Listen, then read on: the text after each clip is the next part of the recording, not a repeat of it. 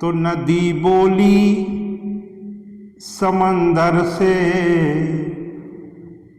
मैं तेरे पास आई हूँ।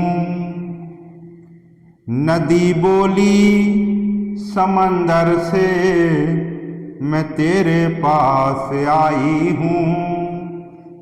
मुझे भीगा मेरे शायर, मैं तेरी ही रुबाई हूँ। मुझे भीगा मेरे शायर, मैं तेरी ही रुबाई हूँ। लहर की चूड़ियाँ पहना, लहर की चूड़ियाँ पहना, मैं पानी की कलाई हूँ। छिपा कर रख मुझे सागर, पसीने की कमाई हूँ। छिपा कर रख मुझे सागर, पसीने की कमाई हूँ। छिपा कर रख मुझे सागर, पसीने की कमाई हूँ। छिपा कर रख मुझे सागर, पसीने की कमाई हूँ।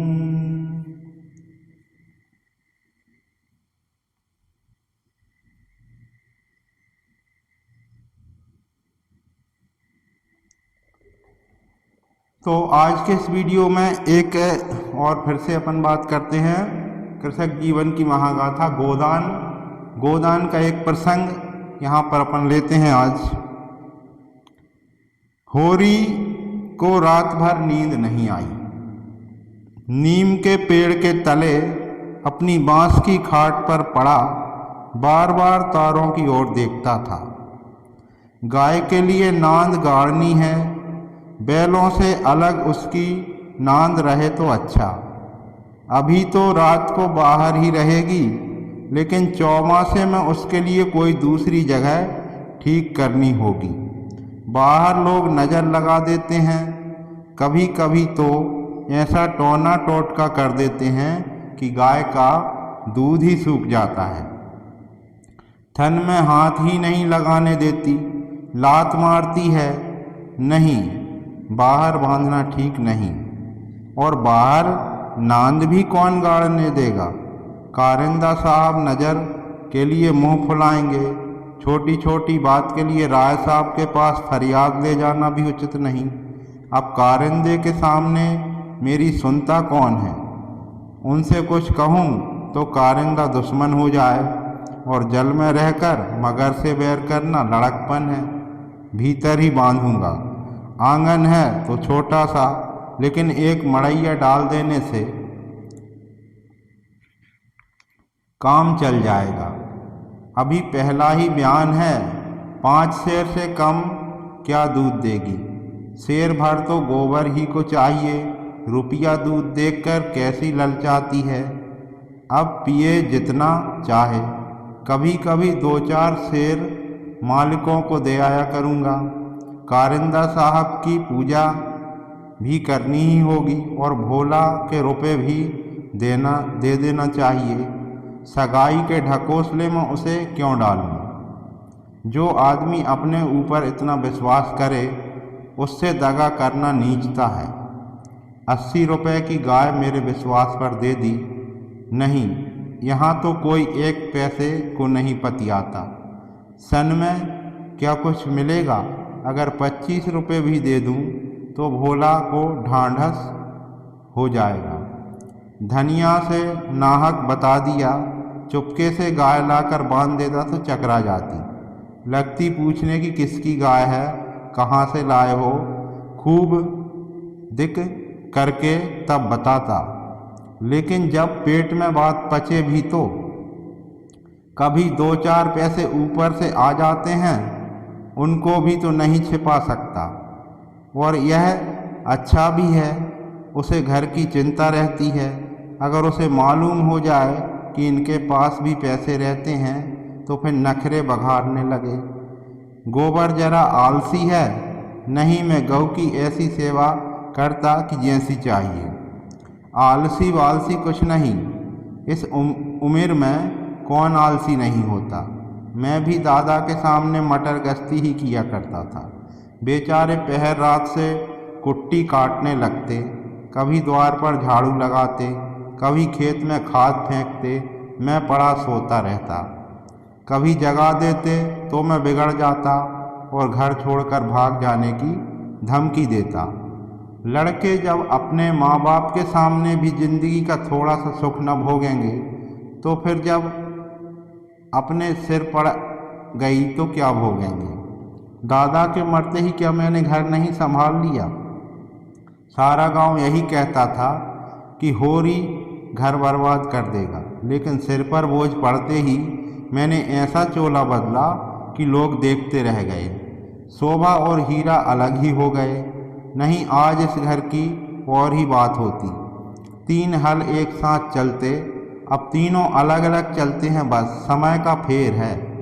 धनिया का क्या दोस्त था। बेचारी जब से घर में आई कभी तो आराम से न बैठी।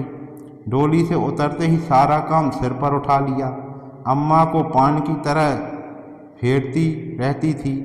जिसने घर के पीछे अपने को मिटा दिया। देवरानियों से काम करने को कहती थी तो क्या बुरा कहती थी। आखिर उसे भी तो कुछ आराम मिलना चाहिए, लेकिन भाग्य में आराम लिखा होता तब तो मिलता। तब देवरों के लिए मरती थी, अब अपने बच्चों के लिए मरती है। वह इतनी सीधी गमखोर निर्छल न होती तो आज शोभा और हीरा जो मूँछों पर ताव देते फिरते हैं कहीं भीख मांगते होते। आदमी कितना स्वार्थी हो जाता है, जिसके लिए लड़ो वही जान का दुश्मन हो जाता है। होरी ने फिर पूर्व की ओर देखा। शायद भीतर भिनसार हो रहा है। गोबर काहे को जागने लगा। नहीं कह के तो यही सोया था कि मैं अंधेरे में ही चला जाऊंगा। जाकर नांद तो गाड़ दूं, लेकिन नहीं, जब तक गाय द्वार पर ना आ जाए नांद गाड़ना ठीक नहीं है।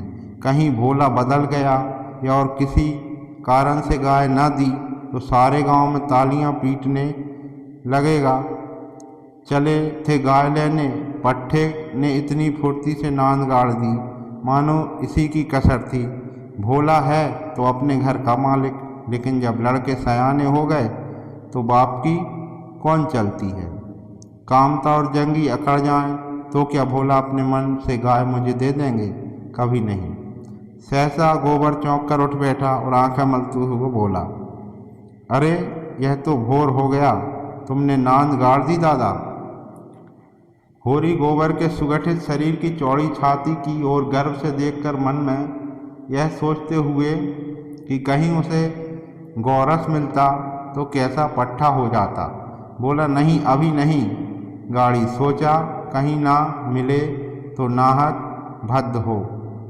गोबर ने त्योरी चढ़ाकर कहा, मिलेगी क्यों नहीं, उसके मन में कोई चोर बैठ जाए। चोर बैठे या डाकू, गाय तो उन्हें देनी ही पड़ेगी।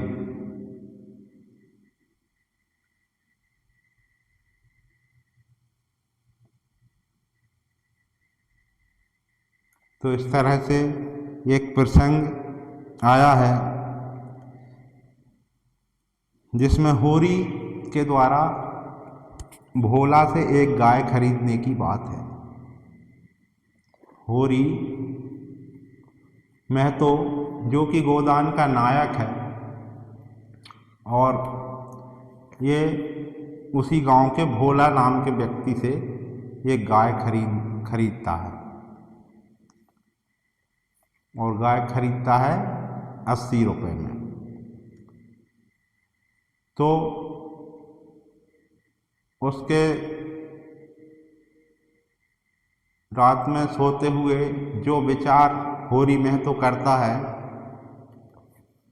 कि गाय आ जाएगी तो क्या क्या होगा, उसी के बारे में ये पूरा दिया गया है और अपने घर के बारे में वो काफ़ी सोचता है। लेकिन उसके मन में फिर भी शंकाएं हैं कि पहले उसके चारे के लिए नांद गाड़े कि ना गाड़े। भोला कि और भी लड़के हैं, ऐसा ना हो कि भोला के लड़के मना कर दें और भोला फिर गाय देने से मना कर दे, तो फिर पूरे गांव में वैसे ही उसकी हंसी होगी। ये भी होरी महतो वहाँ पे सोच रहे हैं।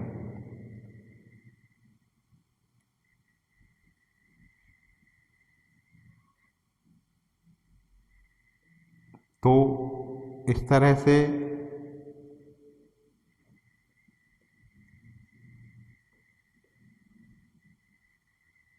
गोदान में यह एक गाय खरीदने की प्रक्रिया में ये होरी महतो रहते हैं, और ये जो गाय खरीदते हैं तो उसके बारे में काफ़ी सोचते हैं।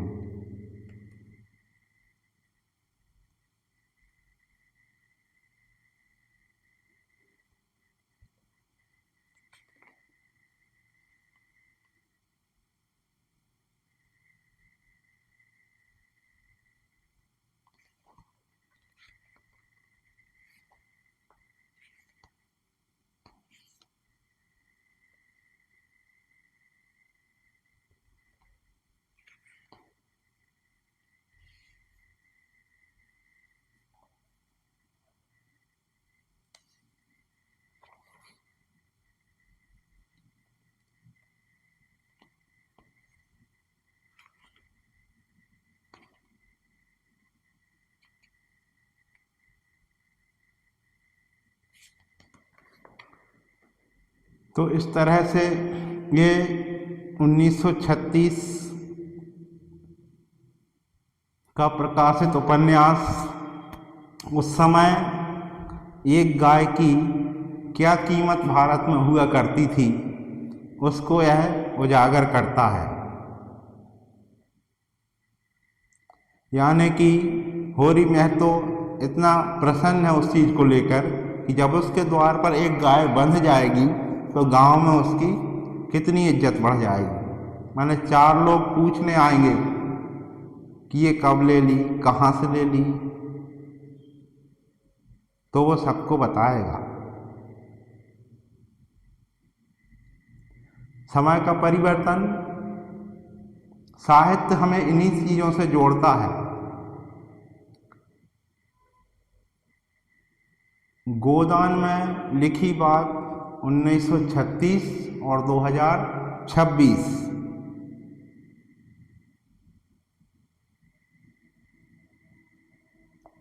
वो गाय को द्वार पे बंधने से शोभा बढ़ गई। अभी उसी गाय की कंडीशन क्या है आप देख लीजिए। आपको हाईवेज पे गाय मिलेंगी, रोडों पे गाय मिलेंगी, सिवाय घर को छोड़कर आपको हर जगह गाय मिलेंगी।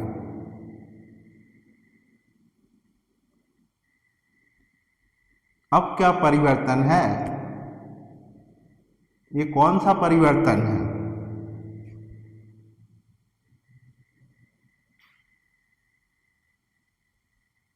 क्यों ये गौ माता हमारी सड़कों पर आ गई? क्यों? प्रश्न तो है। उत्तरदायी कौन है? हम? कौन उत्तरदायी है?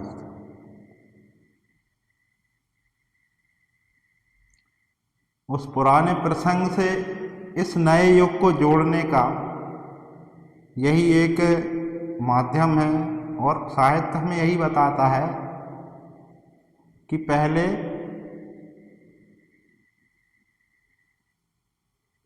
वह युग अलग था, यह युग है। तो युग परिवर्तन का क्या इतना बड़ा असर होता है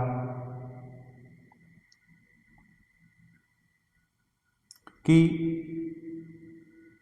गाय हमारे लिए अब सिर्फ ये रह गया है कि भाई पूजा करने की चीज हो गई।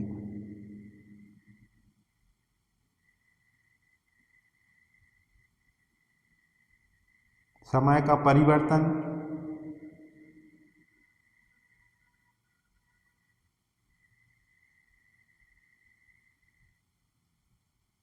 एक गाय खरीदने की मन में लालसा होरी महतो के, और रात में सोते हुए सोचना कि कल गाय घर पे आएगी या नहीं आएगी, इसमें भी संशय है। मन में सोचता है कि अपनी पत्नी को अभी नहीं बताता मैं, पहले घर पे लाके बांध देता, फिर जब 10 बार वो पूछती तब मैं उसको बताता।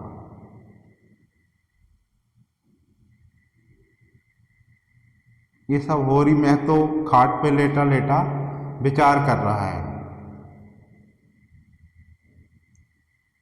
अब गोबर उसका लड़का है, पूरा नाम उसका गोवर्धन है। अब वो उसको सोचता है कि वो थोड़ा आलसी है, नहीं तो मैं इस गाय की ऐसी सेवा करता कि क्या कहिए। बाद में ये सोचता है कि भाई इस उम्र में तो सभी आलसी होते हैं, जब तक होरी है तब तक अगर गोबर ऐश नहीं करेगा तो कब करेगा।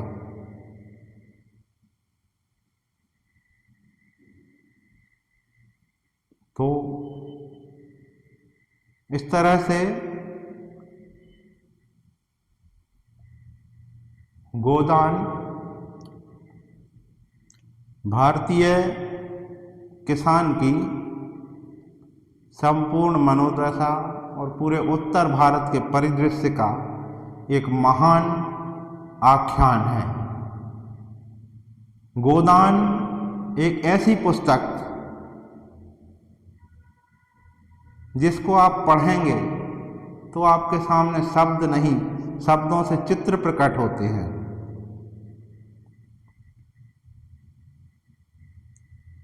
और एक पूरा हर एक चरित्र उसका जीवंत होता है, चाहे भोला हो, होरी महतो, राय साहब, मालती, गोविंदी, खन्ना,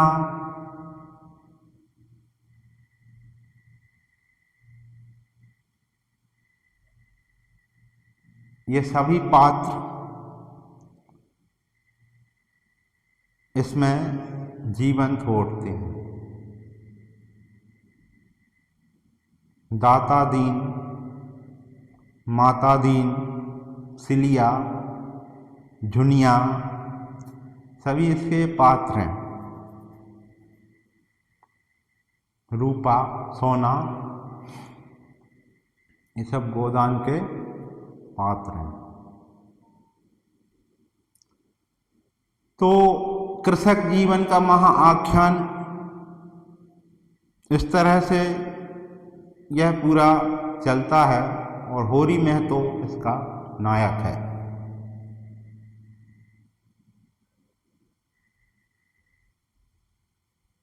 कैसे वो एक किसान अपने परिवार के साथ और पूरी परिस्थितियों से जूझते हुए अपने जीवन को आगे ले जाता है।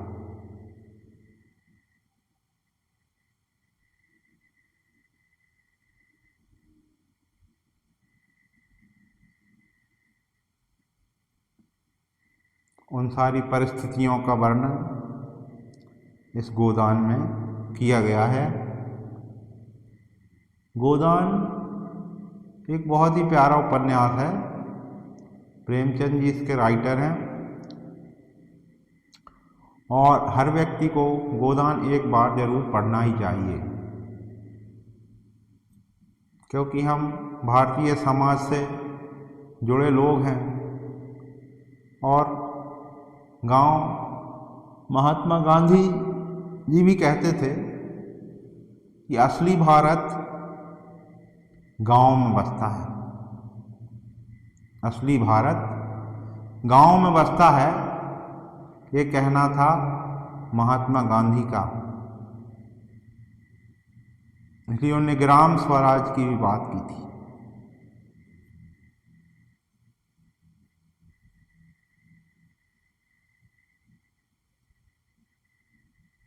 तो गोदान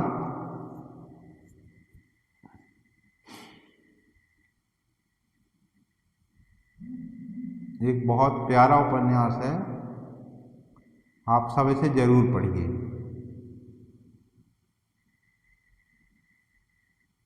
इसी के साथ आज के इस वीडियो को यहीं पर समाप्त करते हैं। नमस्कार, जय हिंद, जय भारत।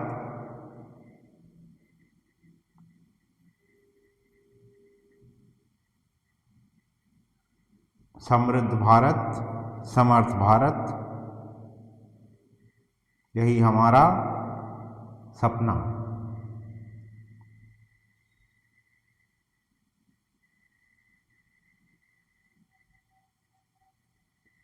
तो सिया राम में सब जग जानी, वो करहूँ प्रणाम, जोरी जुग पानी वाला ये देश है।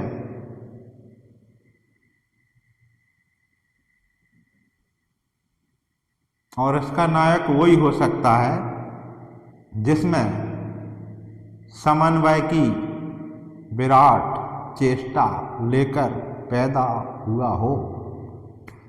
वही इस देश का महानायक हो सकता है, क्योंकि विविधताओं से भरा मेरा देश, अनेक भाषाएं, अनेक खान पान, अनेक पहनावे, अनेक परंपराएं, अनेक प्रथाएं, रूढ़ियां,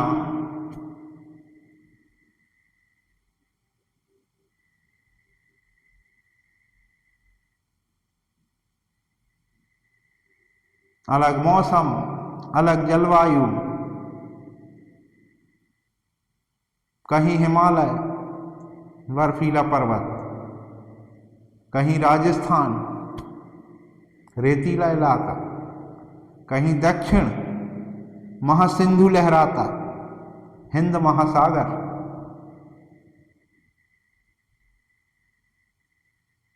पूर्वांचल हमारा 7 सिस्टर स्टेट्स, मेघालय, मणिपुर, मिजोरम, त्रिपुरा, प्रकृति के पुत्र हैं ये। 80% से ज्यादा भूमि पर वन क्षेत्र,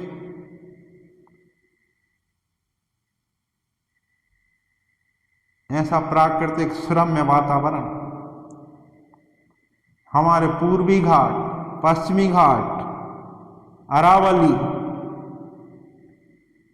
सतपुड़ा, विंध्याचल, क्या क्या गिने हम।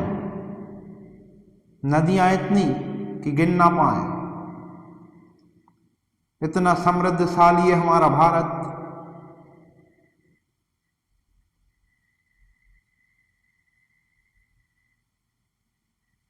इसका सीमा पर लड़ता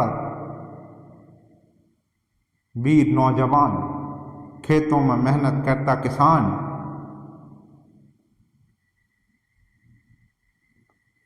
अन्न की उपज इतनी, खरीदने वाले परेशान।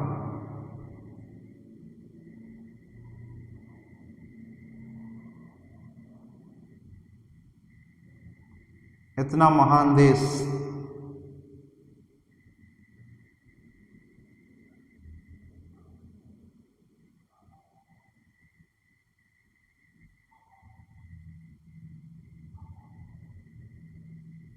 इतने महान देश के वासी हैं हम।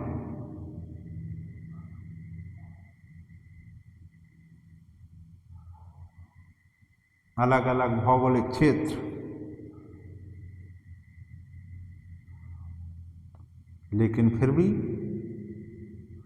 भारत एक यूनाइटेड, संयुक्त, जुड़ा है।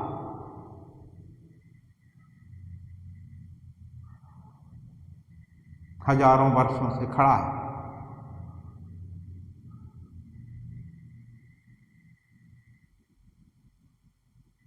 तो ऐसे महान देश का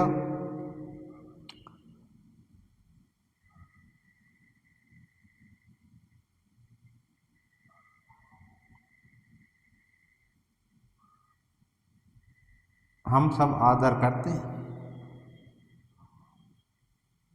ये हमारी मातृभूमि है। मातृभूमि को छोड़कर कहाँ जाएंगे? छोटे छोटे पैकेज के चक्कर में ऐसे दुनिया में भागते फिरते हो।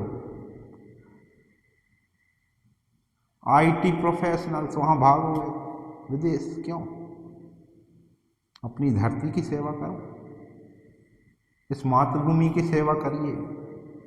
ब्रेन ड्रेन की प्रॉब्लम इंडिया में है और फिर हथकड़ी लगा के डिपोर्ट किए जाते हो। देखा हम, हथकड़ियाँ लगी, एरोप्लेन से डिपोर्ट किए जा रहे हो। इससे अच्छा अपने मातृभूमि की सेवा कर लेते। पैसे कम मिलते लेकिन हथकड़ियाँ तो न लगती।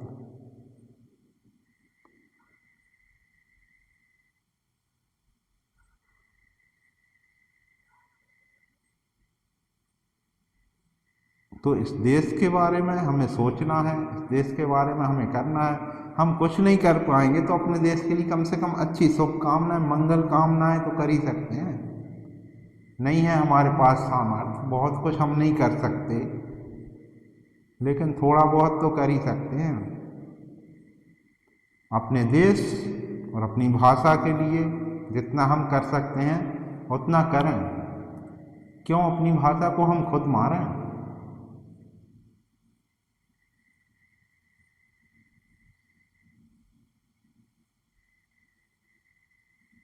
उत्तरोत्तर उन्नति करे हमारी भाषा, उत्तरोत्तर उन्नति करे हमारा देश।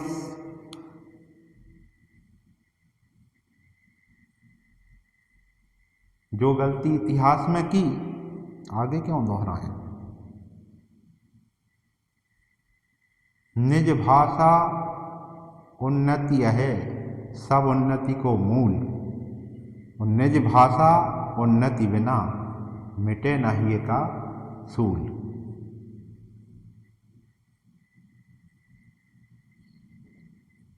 ये बताना है कि ये किसके द्वारा कहा गया है। ये एक तरह से इसका क्वेश्चन भी है इस सेशन का, है ना? तो इस तरह से आप इसको बता सकते हैं। इसी के साथ जय हिंद, जय भारत, भारत माता की जय, जय श्री राम, जय श्री राम, जय श्री राम।